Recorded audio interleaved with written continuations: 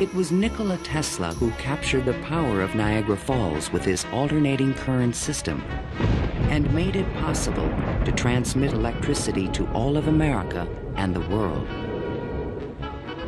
It was Tesla who patented the technology for wireless communications that is used in all radio and television broadcasting. His incredible legacy can be seen in everything from remote control to neon and fluorescent lighting, X-rays, guided missiles, and even the Strategic Defense Initiative. Yet somehow history has overlooked this remarkable man. Tesla was indeed a genius of the first magnitudes. He was a technological visionary.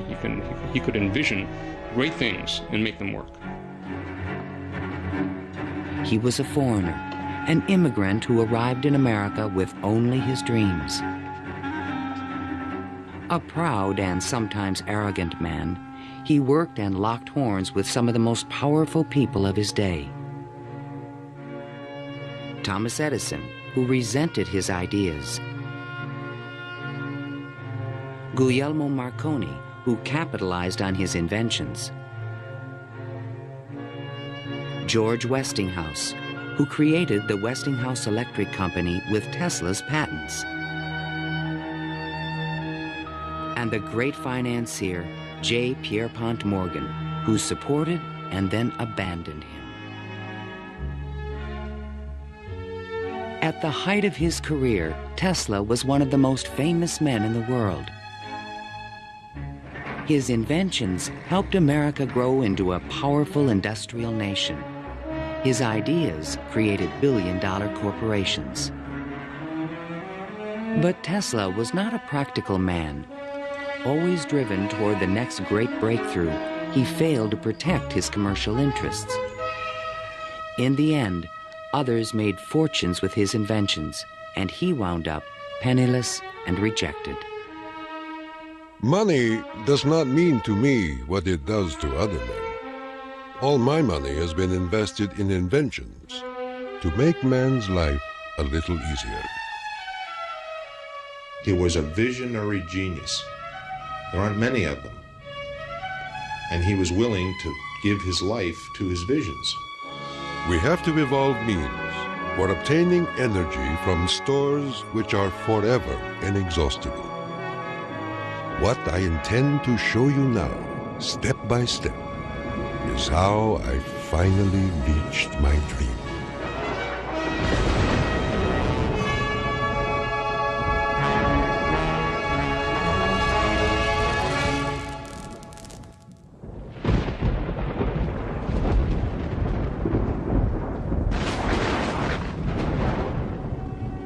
This is the house in which, by coincidence bizarre, I was born on the stroke of midnight between July 9 and 10, 1856.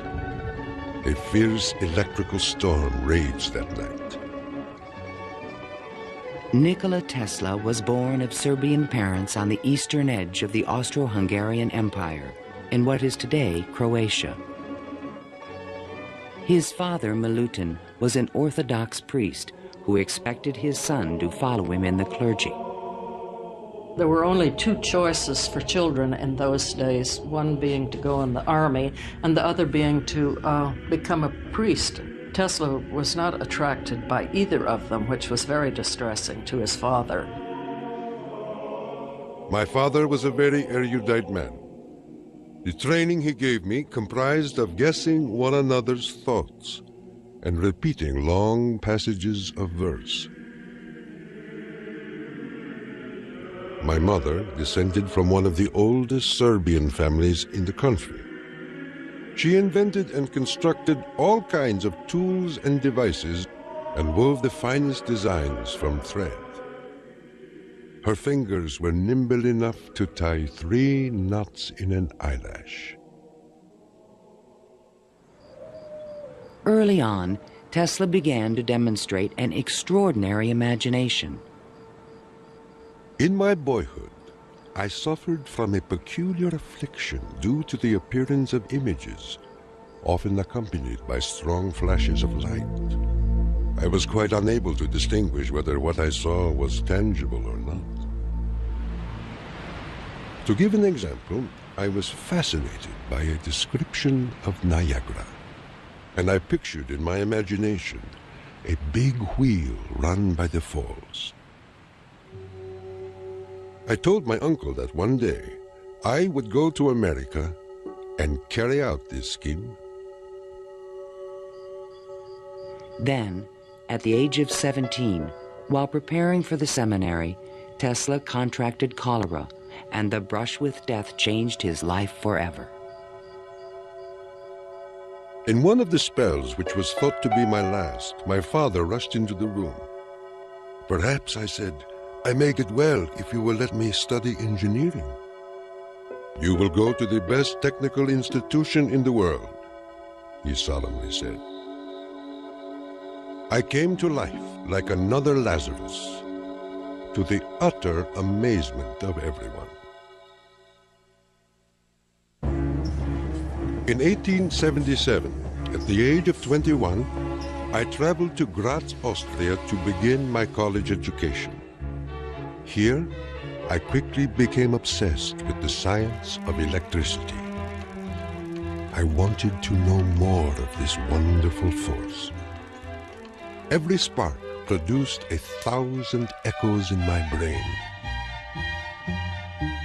In 1831, in England, Michael Faraday had discovered the principle of electromagnetic induction, which made it possible to generate electricity.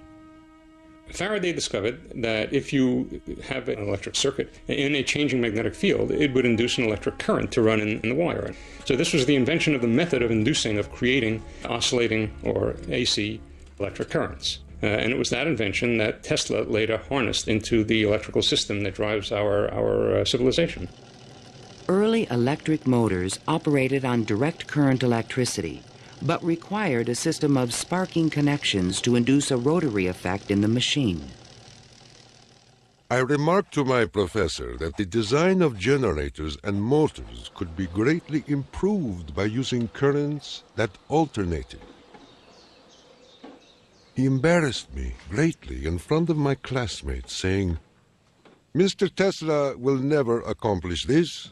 It is a perpetual motion scheme." Meanwhile, in America, Thomas Alva Edison had begun to experiment with vacuum tubes, producing the first commercial incandescent light bulb in 1878. Edison and Tesla would soon cross paths in a gargantuan technological struggle between direct and alternating current electricity. In 1880, Tesla moved to Budapest, where he found employment with the Central Telegraph Office. Here, his idea for an AC motor began to haunt him. In my room, I could hear the ticking of a watch with 3 rooms between me and the timepiece.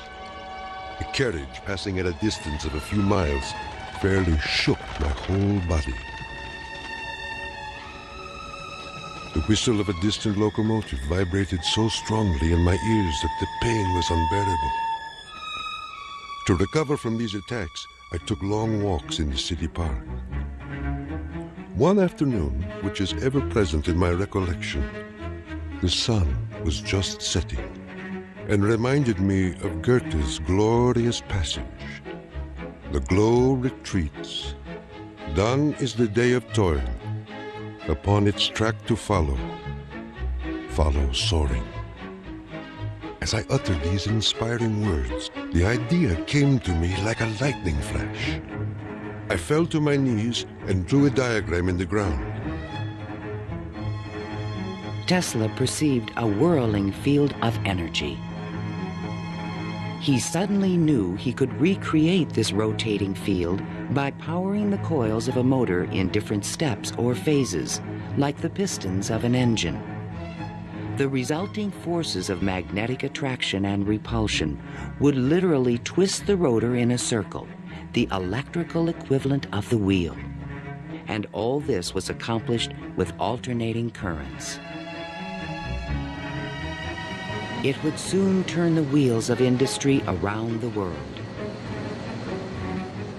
The strength of Tesla's mind was almost certainly in this sense of visualization, be able to see things move in front of him.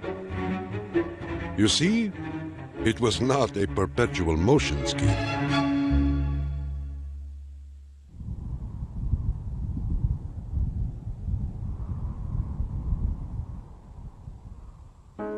It had been the height of my ambition and my most ardent wish to see America and come in contact with the great Thomas Edison. Accordingly, I undertook the voyage, and after losing my money and tickets and passing through a series of mishaps, including a mutiny in which I almost lost my life, I landed on these blessed shores with 4 cents in my pocket. Tesla arrived in New York on June 6, 1884. A 28-year-old immigrant, he was filled with dreams of success in this strange new land. In his pocket, he carried a letter of recommendation from Charles Batchelor, one of Edison's associates in Europe. My dear Edison, I know 2 great men, and you are one of them. The other is this young man. Tesla came to America because he had tried to get his alternating current motor produced in Germany, and I believe in France as well, without any success. And he realized that there was probably only one person in the world who could help him with it, and that was Thomas Edison. New York had had electricity since the late 1870s. Edison installed his first DC power station on Pearl Street, near the financial district, in 1882. He did this with help from the great Wall Street financier, J. Pierpont Morgan. But the system was far from perfect. Electricity was a very new thing. Most people didn't understand what it was all about. They were very afraid of it. There were fires breaking out. The horses on the streets would get shocks through their shoes and run away. So it was a very exciting time for Edison. I was thrilled to the marrow meeting Edison. This great man had revolutionized the world with his incandescent lamp. And I was burning to show him my motor that ran on alternating currents. Edison had built his business on the direct current system, and any talk of alternating currents was an aggravation to him. The problem with direct current is that you can't change the voltage. What you generate, that's what you get. And if you generated the power at too high a voltage, you would blow out lamps at the other end. If you generated the proper power for the lamps and you want to go any great distance, then you need copper wire that's as thick as your arm. And the Edison people said, well, that's all right. We'll just have a power station every mile or so. DC was sufficient to power lights and run motors, but it could not be transmitted efficiently over long distances. By raising and lowering the voltage, AC could solve the problem of distance, but a working AC motor did not exist. In spite of their differences, Edison hired Tesla to improve the performance of his DC generators. Tesla said he was promised $50,000 if he was successful. The offer seemed too good to be true. I entered the Edison Machine Works, where I undertook the design of DC dynamos and motors. My regular hours were from 10:30 a.m. till 5 a.m. the next day. When I completed the task, I went to Edison for payment, and he laughed. Edison was very amused by this. Said, "You just don't understand our American sense of humor, Mr. Tesla." So Tesla had had enough by that time, and he picked up his hat and walked out. Tesla paid dearly for his pride. I lived through a year of bitter tears and hard labor, digging ditches for Edison's underground cables. But he was still determined to develop his AC motor. With help from a group of investors, he opened a laboratory on Liberty Street, only a few blocks from Edison's offices.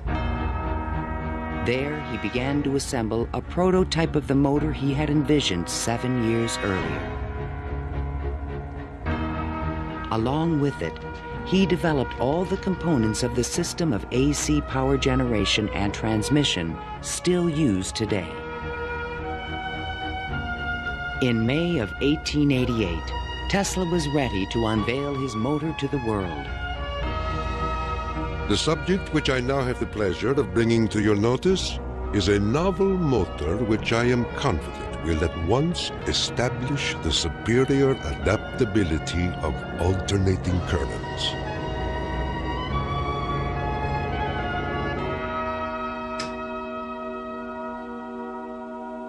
Over the next 5 years, 22 U.S. patents were awarded to Nikola Tesla for AC motors, generators, transformers, and transmission lines, the most valuable patents since the invention of the telephone. One of the few men who understood the great potential of Tesla's inventions was the Pittsburgh industrialist George Westinghouse.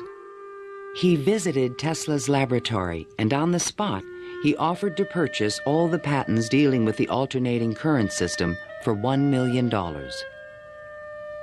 Westinghouse also proposed a royalty of $2.50 for each horsepower generated by a Tesla invention. The young Serb was on his way to fortune and fame, while other inventors looked on with fascination and with envy.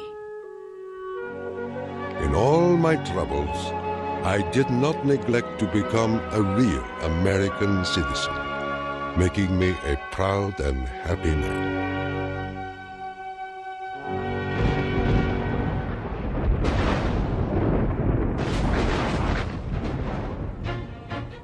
During the late 1880s, Edison began a negative media campaign to discredit the alternating current system of electricity being developed by Westinghouse and Tesla.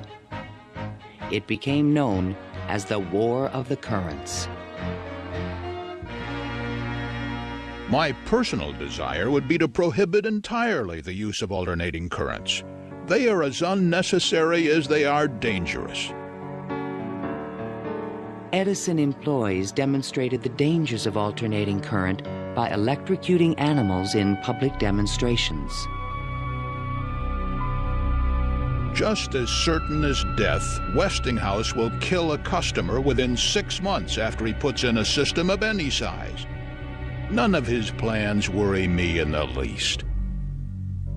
An Edison associate suggested using alternating current as a means of executing criminals. A test took place at New York's Auburn State Prison in 1890. Several gruesome attempts were required to kill the victim. Disgusted witnesses claimed his spinal cord burst into flame. The infliction of the death penalty is not only barbarous and inhuman, but unnecessary as a factor in the scheme of modern civilization. The War of the Currents came to a dramatic head in 1893. The Columbian Exposition in Chicago was to be the first World's Fair lighted by electricity. The Edison Company, the Thomson-Houston Company, they all got together and formed General Electric Company, 1892. And one of the first things they did, of course, was put in a bid for the job at the fair. Their bid was roughly $1 million. The Westinghouse bid was about $500,000, and naturally, Westinghouse got the job. In retaliation, GE refused to sell Westinghouse any of their Edison light bulbs. And they got some judge to say that Westinghouse couldn't use any one-piece lamps of any description at the fair. Westinghouse frantically devised a two-piece stopper lamp by fair time and saved the day. Now Tesla had a chance to make history in Chicago. His large AC generators would supply all of the fair's electricity and prove that his system would work on a large scale. On May 1st, 1893, 100,000 eager spectators filed into the fairgrounds, awed by the gleaming neoclassical architecture. Night fell. President Grover Cleveland pressed a button, and the fairgrounds exploded with brilliant tube lighting and multicolored searchlights. The most incredible display of lighting the world had ever seen.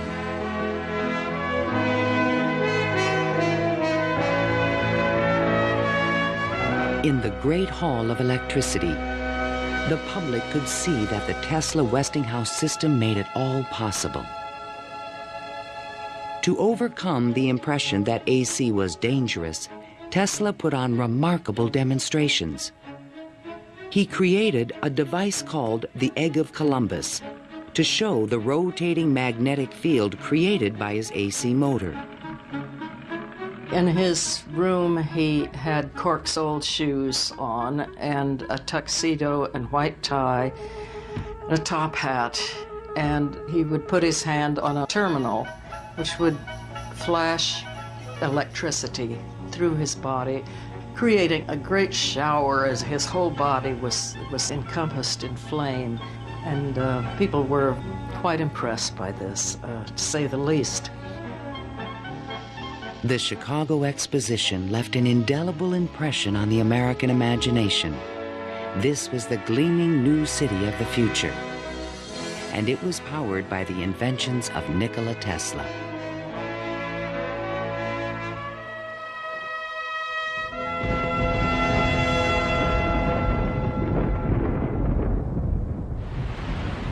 Since childhood, Tesla had dreamed of harnessing the power of the great natural wonder called Niagara Falls. The famous British physicist Lord Kelvin was now head of an international commission to find a way to use the fall's power. He had sent a cable to all the other members of his commission, and it said, "Trust you avoid the gigantic mistake of alternating current." But all this dramatically changed when Lord Kelvin attended the Chicago Exposition and saw the AC system in operation. A contract was immediately awarded to Westinghouse Electric to power the mighty cataract with AC. The technical challenge was daunting. The Niagara plan called for 3 5,000 horsepower alternators, the largest generators ever made. Tesla and Westinghouse engineers had heated disagreements about the operating frequency. Even when the system was finally installed, Tesla was the only person who was certain it would operate. The technical details have been completely worked out. All that now remains is for the switch to be thrown. In 1896, the system went online and the electrical age began. The waters of the upper Niagara turned enormous water turbines connected by shafts to the massive 5,000 horsepower generators. The current from the generators was stepped up with transformers to 22,000 volts and sent out over long-distance lines, then stepped back down to light municipalities and power motors of Tesla's design.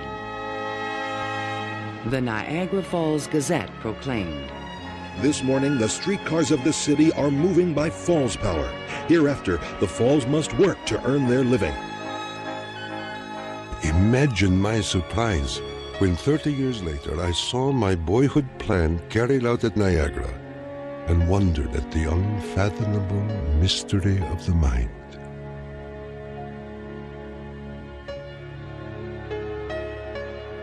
Within a few years, the number of generators at Niagara was increased to 10. By the turn of the century, the power lines stretched 360 miles to New York City.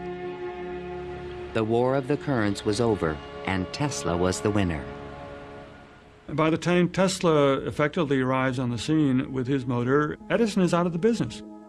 He's basically written out of his own company.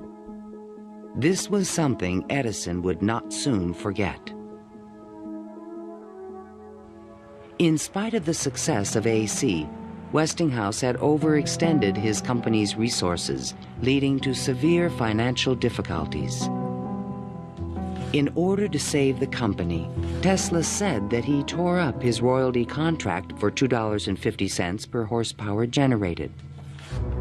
Today, this agreement would be worth trillions. Had the inventor been tricked again? This is something that we've never found any record of in the Westinghouse annals. We do have something which is a memorandum of agreement about that, but it was never signed. But Tesla was ready to move on. I had already perceived enough to get the idea that energy could be transmitted and received without connecting wires in between. He was convinced his next invention would make him a millionaire once more.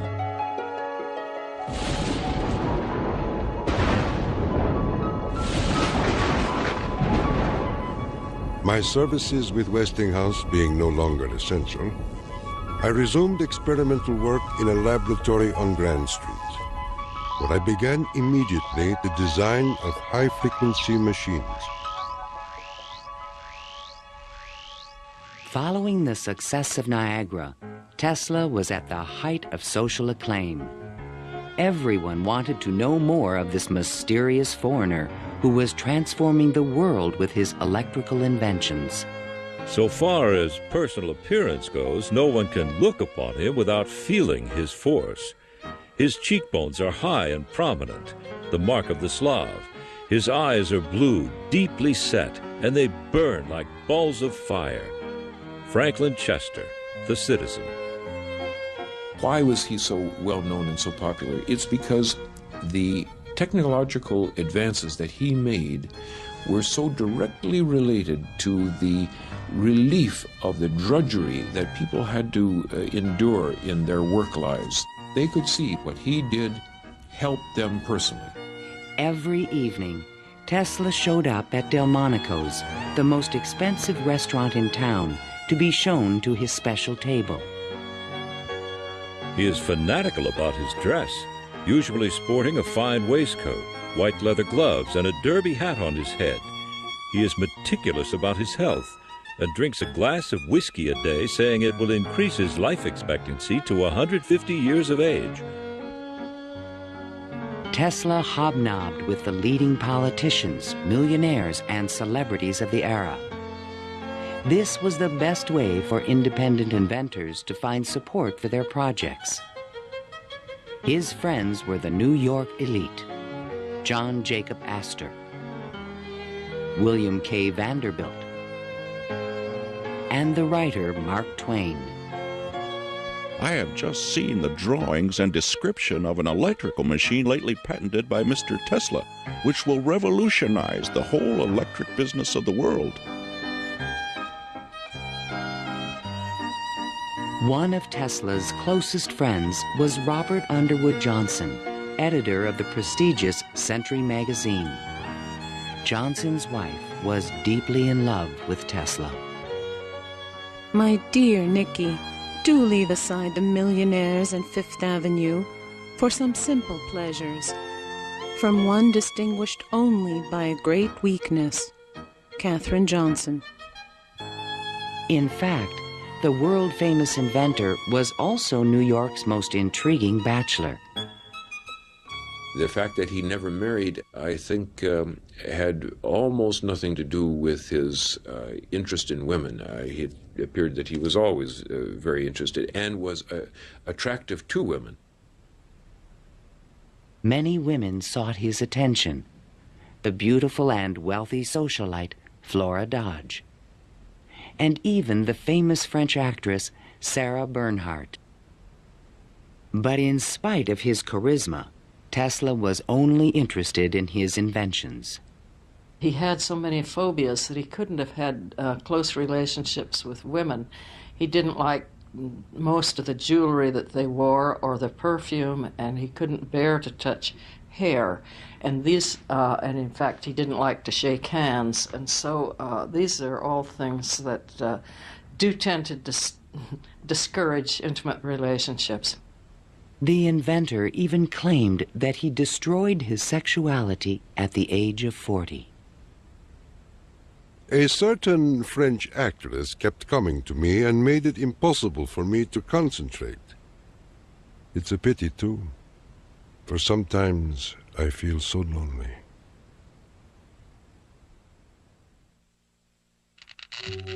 Throughout the 1890s, alongside his work on AC power technology, Tesla was also experimenting with high-frequency electricity.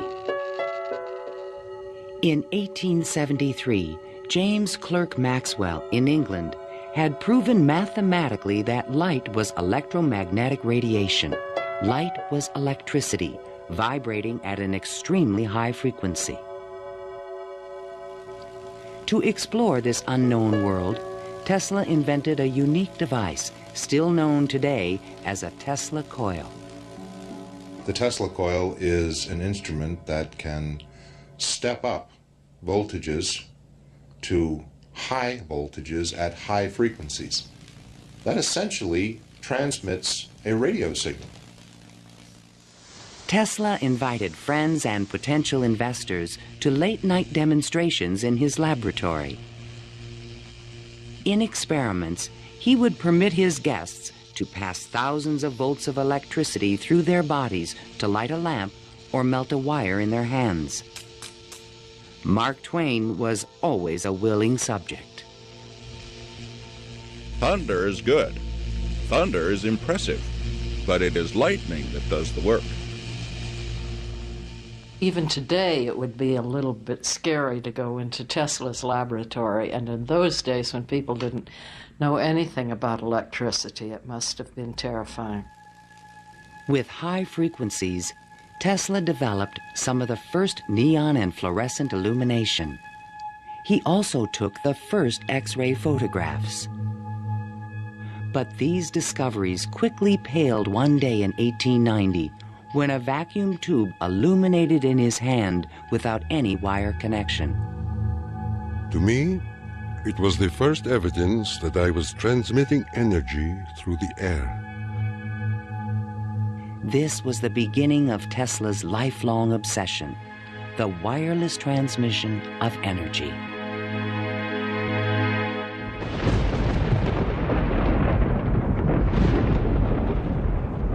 In 1892, Tesla was invited to Europe to present the results of his high-frequency experiments.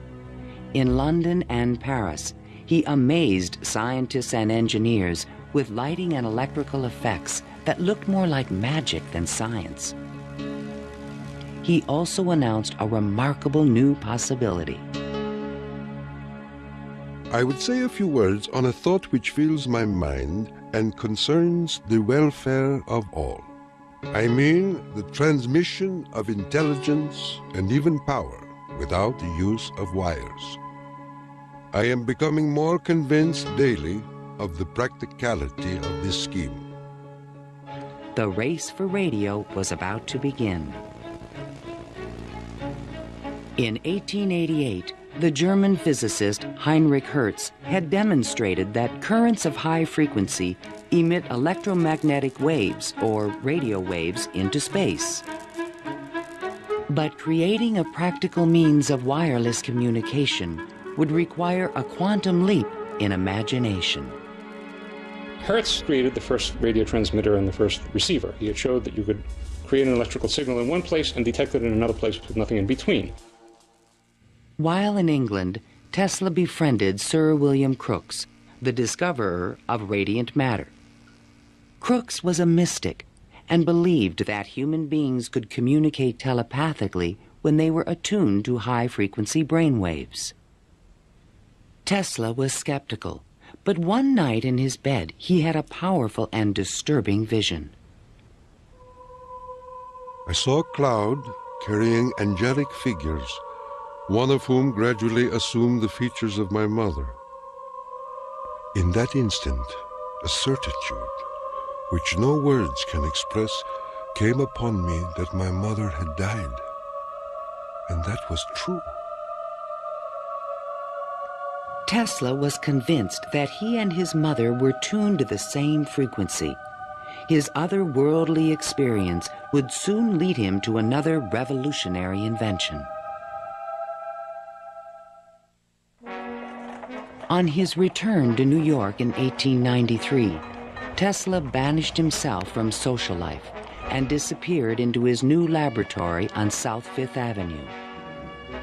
Following his uncanny intuition, he soon discovered that Tesla coils would transmit and receive powerful radio signals when they were tuned to resonate at the same frequency. Tuning is the key to all radio and television transmission. In my laboratory, I could take in my hands a coil tuned to my body and collect 3/4 horsepower anywhere in the room without any tangible connection. Sometimes I would produce flame shooting out from my head and run a motor in my hands, or light 6 or 8 lamps. By early 1895, Tesla was ready to transmit a signal 50 miles to West Point, New York. He could now produce 1 million volts with his new conical coil. But that year, on the Ides of March, disaster struck. Fire broke out in the building which housed Tesla's laboratory. Everything was lost. Utterly disheartened and broken in spirit, Nikola Tesla, one of the world's greatest electricians, returned to his room in the Gerlach yesterday morning and took to his bed. He has not arisen since. I was devastated. What could I say? The work of a lifetime lost in a fire that lasted only an hour or so. The timing could not have been worse. In England, a young Italian experimenter named Guglielmo Marconi had been hard at work and created a device for wireless telegraphy. Concerned that Marconi would exploit his ideas, Tesla opened a new laboratory and rushed to complete his own system for wireless communication. This patent, filed by Tesla in September 1897, is the fundamental technology for radio. But it would be 50 years before Tesla got credit for his invention. Various people in various different countries had the idea of exploiting this as a means of communication. But I think Tesla was the one with the real vision, in which you would broadcast signals on a definite carrier frequency, and then you would have a series of antennas that were sensitive to one frequency only, tuned to a certain frequency, and would detect just one of these signals and make it an intelligible transmission. Once again, his vision describes the world that we live in.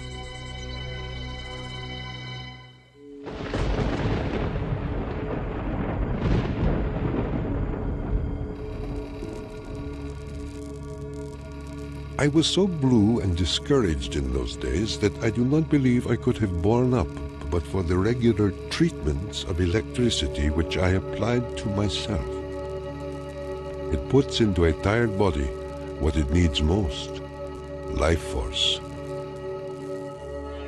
Following the destruction of his laboratory, Tesla developed a deeper interest in Eastern thought and spiritualism. Mr. Tesla was charmed to hear about the Vedantic prana and Akash and the Kalpis, which he claims are the only theories modern science can entertain. Inspired by the Hindu teacher Swami Vivekananda, Tesla began to look at the universe as a symphony of vibrations and waves. We are whirling through endless space with an inconceivable speed. Everything is spinning. Everywhere there is energy. There must be some way of availing ourselves of this energy more completely. In 1898, an unusual experiment took place in Tesla's laboratory. He attached a small mechanical oscillator to an iron pillar. Precisely timed pulses from the device made the entire building tremble. Windows started crashing around the area, and he, being at the epicenter, didn't notice anything happening until some police came bursting into his laboratory. It was just at the moment where he'd picked up a sledgehammer and broken the oscillator. He just said to the policemen that how too bad that they had just missed an interesting experiment. Tesla was, I would say, obsessed with frequency, the notion of resonance. The story where he takes the device and puts it on the girder in his office and, gets the frequency of the building and supposedly, it's an apocryphal story, I'm sure. But it gets right at the core that, hey, if I've got the right frequency, I can move the world. And indeed, he talks about the frequency of the earth, and that if he can do that, he can, almost literally split the earth in half. Meanwhile, Marconi was doing more practical things and succeeded in transmitting a signal 5 miles on the Salisbury Plain in England. Not to be outdone, Tesla decided to introduce an entirely new invention. In a specially constructed pool, potential backers were amazed to see the inventor controlling the motions of a small mechanical boat with no wires attached to it. This was the world's first radio-controlled device. The machine even seemed to think. Someone threw out the question, what is the cube root of 64? And 4 flashes came back. The audience was so surprised, Tesla had to remove the lid to prove no one was inside. Tesla developed his radio-controlled boat in 1898 and patented it and thought it was an armament for war. He rationalized this as a means of ending war. The military who looked at it thought it was too complicated and vulnerable. Soon after the demonstration, Mark Twain wrote from Austria. Dear Mr. Tesla, have you the Austrian and English patents on that destructive terror which you have been inventing, and thus make war henceforth impossible? If so, won't you set a price on them and commission me to sell them? Sincerely yours, Mark Twain. But I have no desire to be remembered as the inventor of a purely destructive device. I prefer to be remembered as the inventor who abolished war. That will be my highest pride.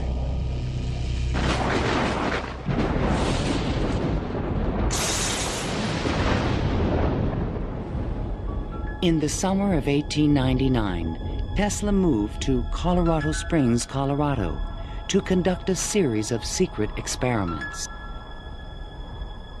He told curious local reporters that he intended to send a wireless message from Pikes Peak to Paris for the Paris Exposition of 1900. But his plans were even more ambitious. I came to the conclusion that it would be ultimately possible, with very little elevation, to transmit electrical power through the upper atmosphere. Just outside the city, he constructed an experimental station with sliding roof panels. A quote in Italian from Dante's Inferno hung by the entrance of the strange wooden structure. It read, "Abandon hope, all ye who enter here." During the construction phase, Tesla studied lightning. Now, I can understand Tesla's fascination with it, because what happens in lightning is that electricity is being transmitted from one place to another. Electric power, not just electric signals, but real electric power is being transmitted from one place to another. And the way it happens is that the air itself breaks down, it ionizes, it becomes what we call a plasma, and therefore, for a moment, it's a conductor, and it's actually conducting electricity just the way an electric wire conducts electricity. Inside the station, he began to assemble the largest Tesla coil ever built, which he called the magnifying transmitter. An antenna rose 145 feet above the building, crowned with a copper foil sphere. The entire station was, in effect, a machine to create lightning. Late one evening, Tesla put his transmitter to the test. He signaled to an assistant to close the switch. Huge streamers of electricity shot out of the coil and darted through the room. The sound of the exploding discharges was deafening.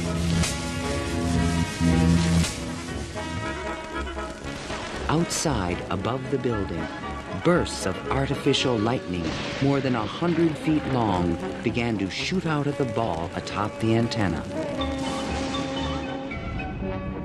Its thunder could be heard 20 miles away in the small mining town of Cripple Creek.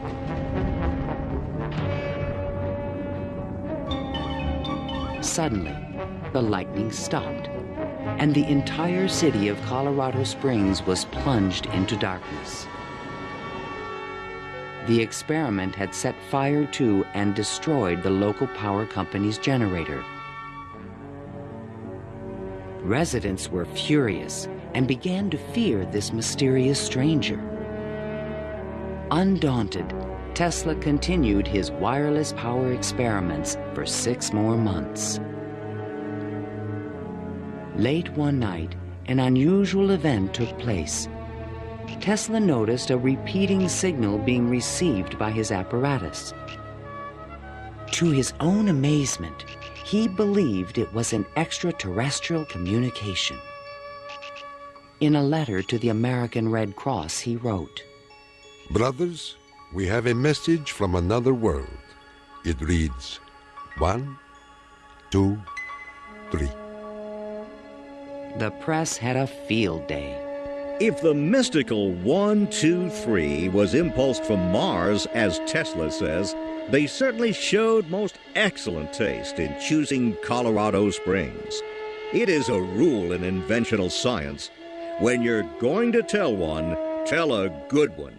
And men have become great in this way. Colorado Springs Gazette. Though widely ridiculed for his claim, Tesla may have been the first to detect radio waves from space. I believe that Tesla could have gotten these signals from space. We are getting them today, and these are the radio telescopes. That's what radio telescopes do today, receive signals from space. They're not from alien civilizations, but they are from the sun and from the stars. On January 7th, 1900, Tesla boarded a train back to New York City.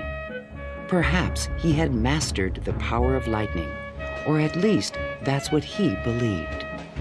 The law which I discovered in Colorado is wonderful, and it means that results undreamed of before will be possible as soon as a large plant is constructed in accordance with my plan. See the excitement coming.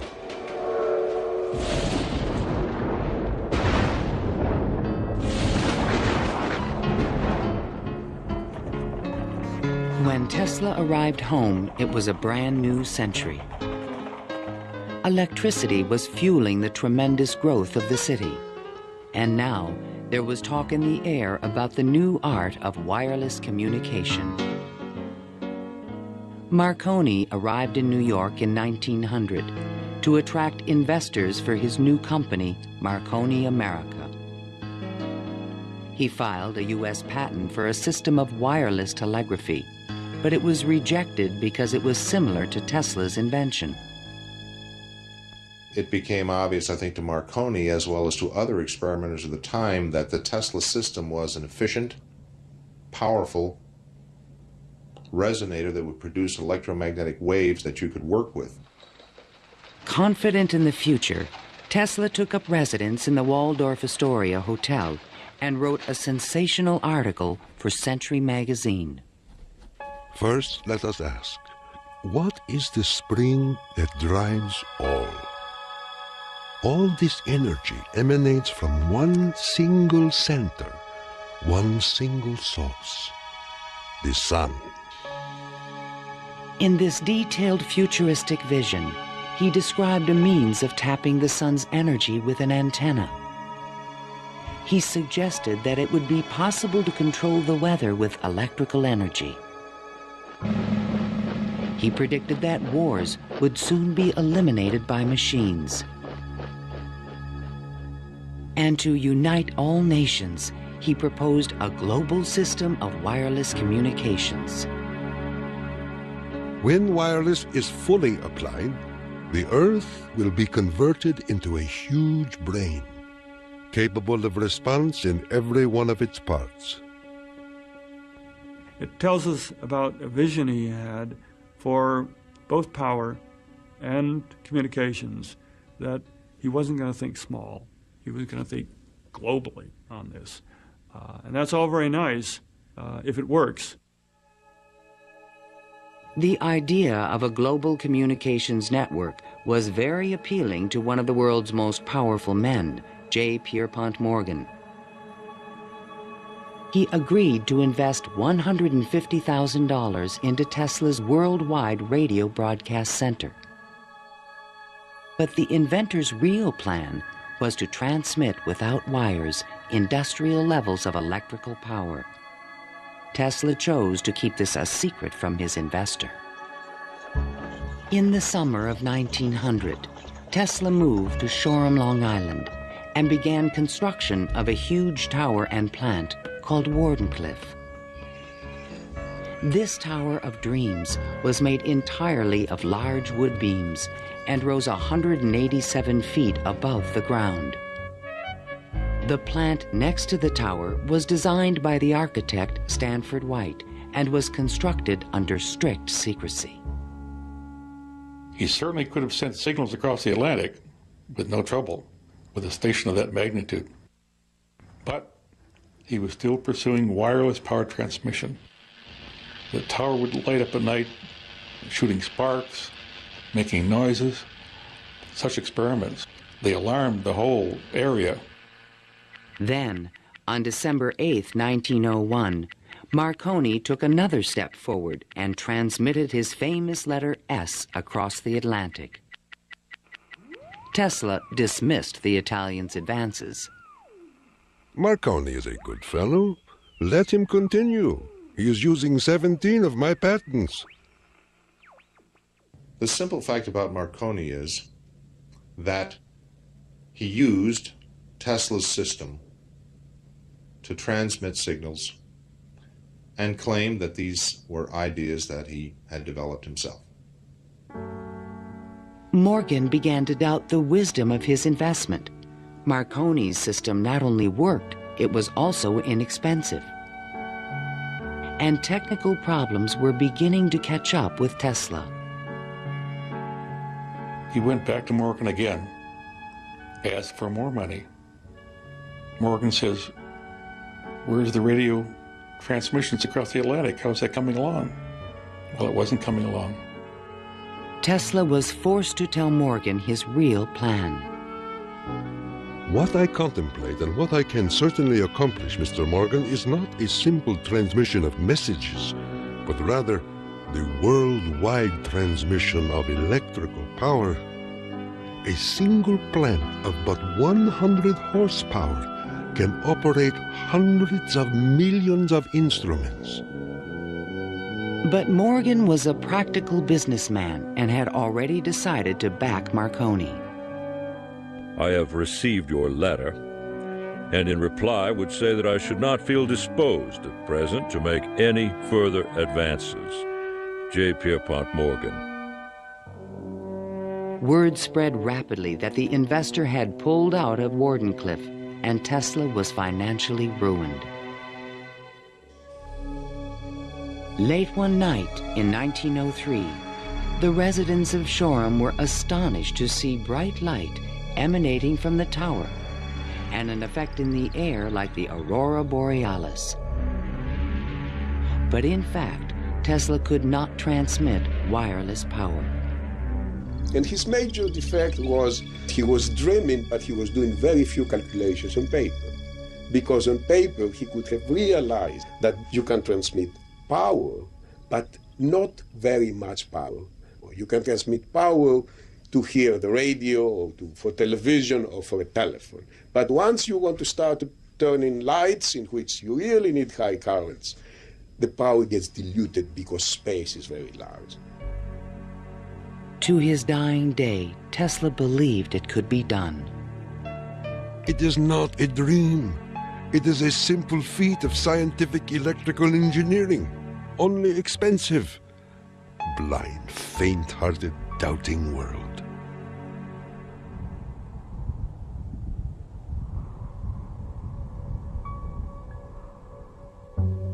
Wardenclyffe marked a turning point in Tesla's career. Like a modern Prometheus, he had reached too high and failed. In 1904, the U.S. Patent Office suddenly reversed its previous decisions and gave Marconi a patent for radio. 1 year later, Tesla's fundamental AC patents expired. Now the inventions that powered the world could be used by anyone free of charge. The public didn't realize that he had made this invention that had made billionaires out of corporations, and that he himself was broke. With no money to carry on his work, Tesla began to sink into an isolated world. He was totally disinterested in business. I think it not necessarily bored him, but he didn't make the relationship between the importance of business and the importance of his invention and discovery. Occasionally, he was seen in public parks feeding the pigeons. These are my sincere friends. Tesla's melancholy turned to anger in 1909 when Marconi was awarded a Nobel Prize. Mr. Marconi is a donkey. The question of Tesla and radio is certainly a very interesting one. It's clear that Tesla, in terms of certain basic notions of radio, was very early, if not first, in expressing them and even of getting of taking them to the patent stage. In desperate need of money, Tesla brought suit against the Marconi company, claiming that his patent rights had been infringed. But he lacked the resources to wage a legal battle with a large corporation, and ultimately gave up. Marconi had received the Nobel Prize for work that Tesla correctly believed to be his own. I suppose everything is fair in wireless as in warfare. In 1915, the Nobel Prize entered Tesla's life once again. The Swedish government has decided to distribute the Nobel Prizes next week as follows. Physics, Thomas A. Edison and Nikola Tesla. Even Tesla was surprised by the front-page announcement in the New York Times. I have concluded the honor conferred upon me concerns the transmission of electrical energy without wires.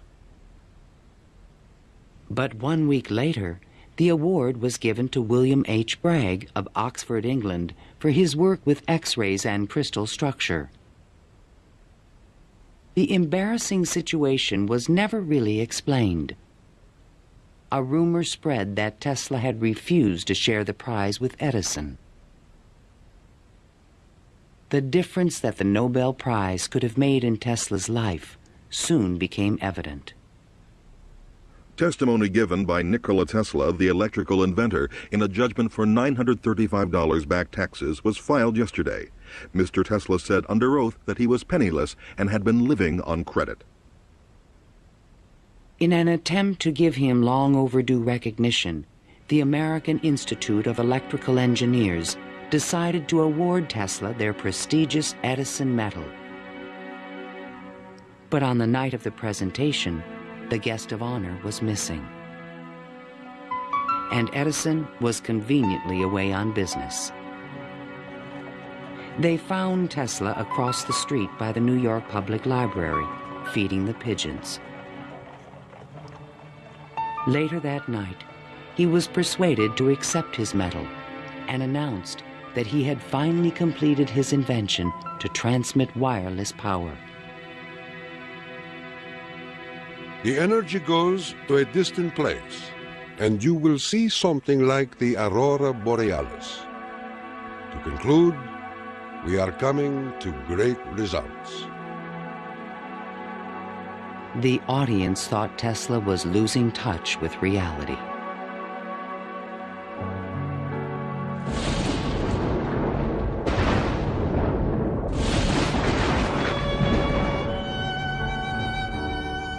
I refuse to accord to some small-minded and jealous individuals the satisfaction of having thwarted my efforts.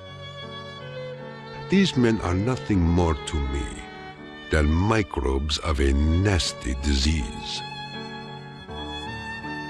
Well, by that time, you know, Tesla had ceased to have any financial means. He was virtually dependent on being helped by hotels and people that he knew. He began to bring injured birds back to his hotel room to nurse them. He had more companionship with pigeons in that time of his life than with human beings. Working as a consulting engineer, Tesla managed to maintain a small office and laboratory in the Metropolitan Tower. To change his thoughts, he frequently attended movies in Times Square. Here he could see his futuristic ideas appearing on the screen. But his ideas were only accepted in science fiction movies and magazines. In 1924, there was a news report that while at Colorado Springs, Tesla had invented a death ray machine that shot bolts of lightning. The inventor was strangely quiet on the topic.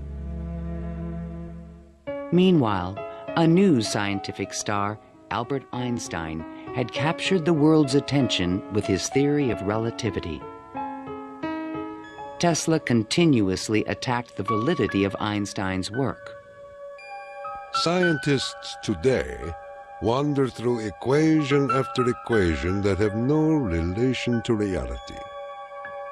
If we were to release the energy of atoms, instead of a blessing, it might bring disaster to mankind. But no one took him seriously. I think that every generation of scientists feels that the new ideas that come along that replace their own ideas represent a loss rather than a gain. Tesla believed that Einstein was taking us intellectually in the wrong direction. Rejected by traditional science, Tesla's interests again turned to the esoteric. His intellect seemed to embrace a lot of different areas quite easily. What he lacked were the social skills. And that's an enormous shame because it interfered with his ability to use that genius, to be practical. Though nearly a recluse, he would occasionally attend dinner parties at the home of the German poet and mystic George Sylvester Viereck. And he always intrigued the guests. While we were in the midst of talking, an apparition seemed to come into the room. He walked so softly, and he struck us as almost an unearthly creature. And he talked of all sorts of, seemed to me at that time, unreal things, more in the nature of the psychic rather than the scientific. Tesla wrote a strange poem called Fragments of Olympian Gossip and dedicated it to Viereck. While listening on my cosmic phone, I caught words from Olympus blown, The latest tells of a cosmic gun. To be pelted is very poor fun. The meaning of the poem would soon be explained.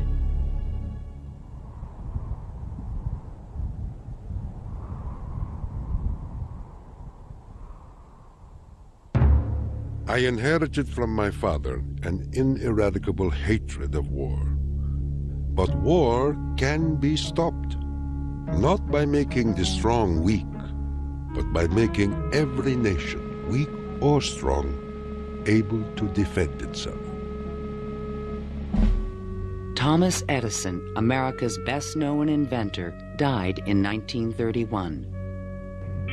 That same year, Tesla came back to life. His friends threw him a 75th birthday celebration. Time magazine put his picture on the cover. Letters of admiration poured in from scientists around the world, including a generous Albert Einstein. I congratulate you for your great success on your lifetime task. Basking in the attention, Tesla announced at a press conference that he had discovered a completely new source of power. The idea, when it first burst upon me, was a tremendous shock. And let me say that it has nothing to do with releasing so-called atomic energy. I think that a lot of the proposals that he made in his later life were so esoteric as to be impractical in that time and even in the current time. When the Nazis rose to power in Germany, Tesla decided that the time was right to reveal his new source of power, a man-made form of lightning called teleforce that could shoot an airplane from the sky. Nikola Tesla, electrical wizard and radio pioneer, announced that he was working on a machine to create a powerful electrical death beam which could wipe out armies in a flash and destroy huge fleets of ships or planes. The concept of using lightning bolts as a weapon certainly is millennia old. It goes back at least to the ancient Greeks. Think of Zeus throwing lightning bolts. The main contribution that Tesla had was to come up with a true scientific, rational, at least concept of coming up with controlling these lightning bolts and projecting them over long distances. Tesla had experimented with this idea while at Colorado Springs. Now he intended to build it on a large scale. His plan was to charge small particles of tungsten or mercury, then accelerate them with lightning force through a special gun with one end open to the atmosphere. Tesla's death beam stirred the public's imagination when it was featured in a Superman cartoon, the Electro-Euthanasia Ray. But the idea was more than science fiction.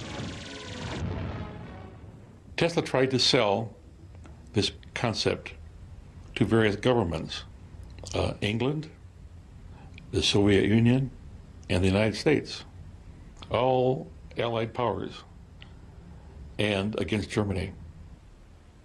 He offered his system to England for $30 million, and they entered negotiations. When Tesla demanded payment before sending the final plans, the deal fell through. The British attempted to build their own death beam, but the project was soon abandoned. As the Nazis surrounded Yugoslavia, Tesla attempted to sell a beam weapon system to his former country. There should be needed 9 stations. 4 for Serbia, 3 for Croatia, and 2 for Slovenia. And it will protect our dearest homeland. At this point, even Tesla's countrymen thought he was just a crazy old man. One day in 1937, Tesla started out from his hotel room to feed his pigeons. Suddenly, a few blocks from the hotel, he was hit by a taxi and thrown to the ground. 3 of his ribs were broken. He was 81 years old. Remembering what he did for their company, Westinghouse executives agreed to pay his room and board for the rest of his life. The inventor also received a small stipend from the Yugoslav government. During the Christmas season of 1942, Tesla's death was imminent. Again, he attempted to interest the United States in his beam weapon concept. At the recommendation of 2 government engineers, a meeting of high-level officials was scheduled at the White House for January 8, 1943, to consider his plans. But the meeting never took place. Nikola Tesla, inventor of the Tesla coil, the induction motor, and hundreds of other electrical devices, died last night in his suite at the Hotel New Yorker. On last Thursday night, here in our city of New York, a man who was 87 years of age died in his humble hotel room. On January 10, 1943, Mayor Fiorello LaGuardia of New York paid tribute to Tesla on the radio. He died in poverty, but he was one of the most useful and successful men who ever lived. Were we to eliminate from our industrial world the result of Tesla's work, the wheels of industry would cease to turn, and our electric trains and cars would stop. Our towns would be dark, our mills and factories dead and idle. But Tesla is not dead. The important part of Tesla lives in his achievement, which is great, an integral part of our civilization, of our daily lives, of our current war effort. Ironically, only 5 months after Tesla's death, the United States Supreme Court declared elements of the Marconi patent invalid. The decision confirmed Nikola Tesla's patent priority for the fundamental technology of radio.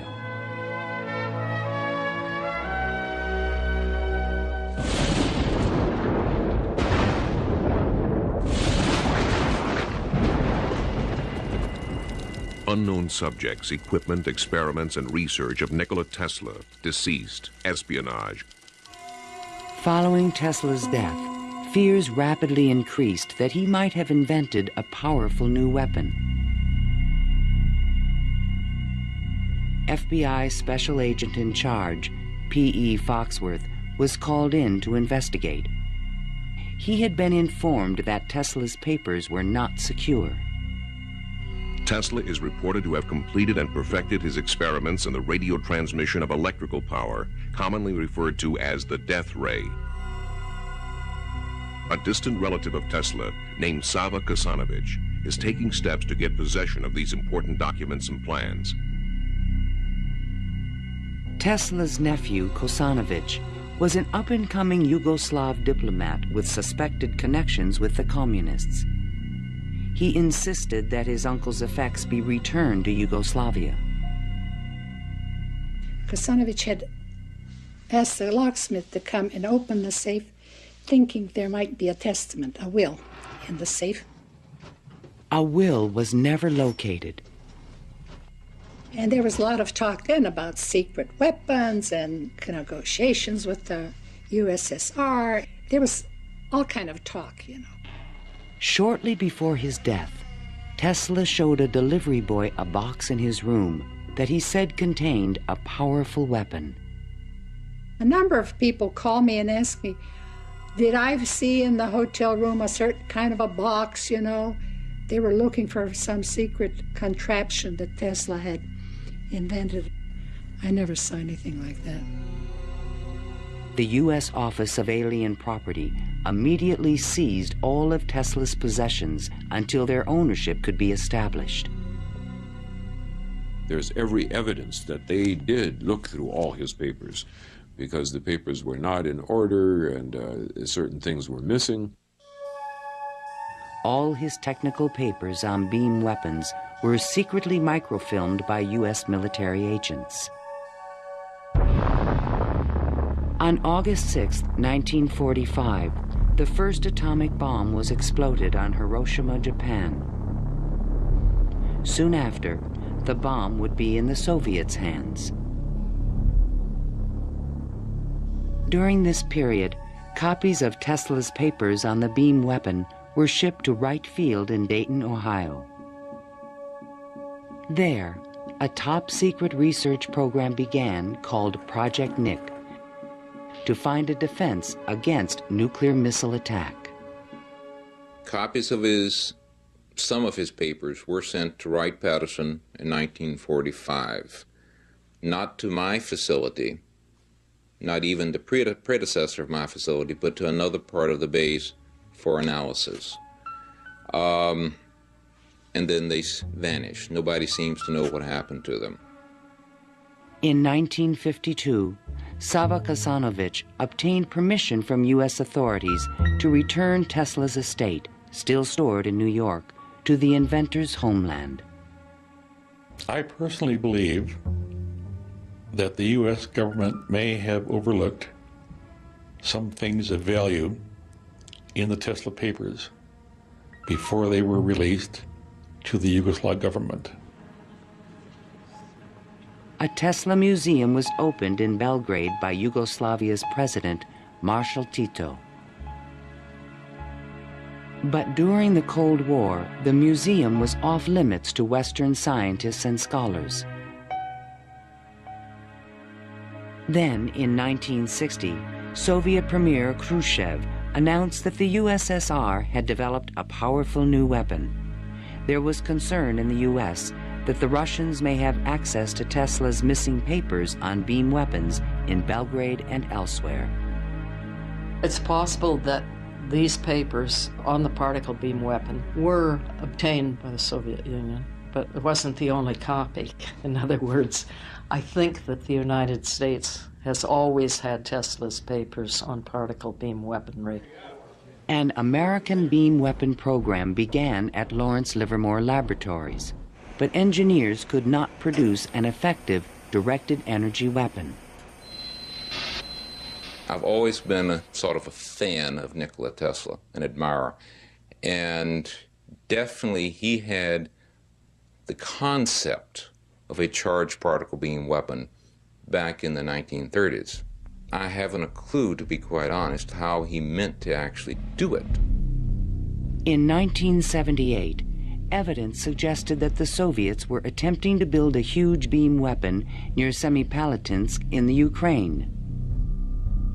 Soon after, President Ronald Reagan announced the Strategic Defense Initiative in March 1983.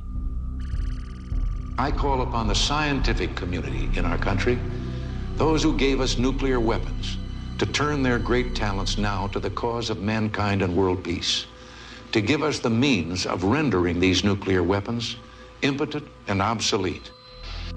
Tesla's concept for a beam weapon defense shield was finally taken seriously by the United States to combat the destructive threat of atomic weapons.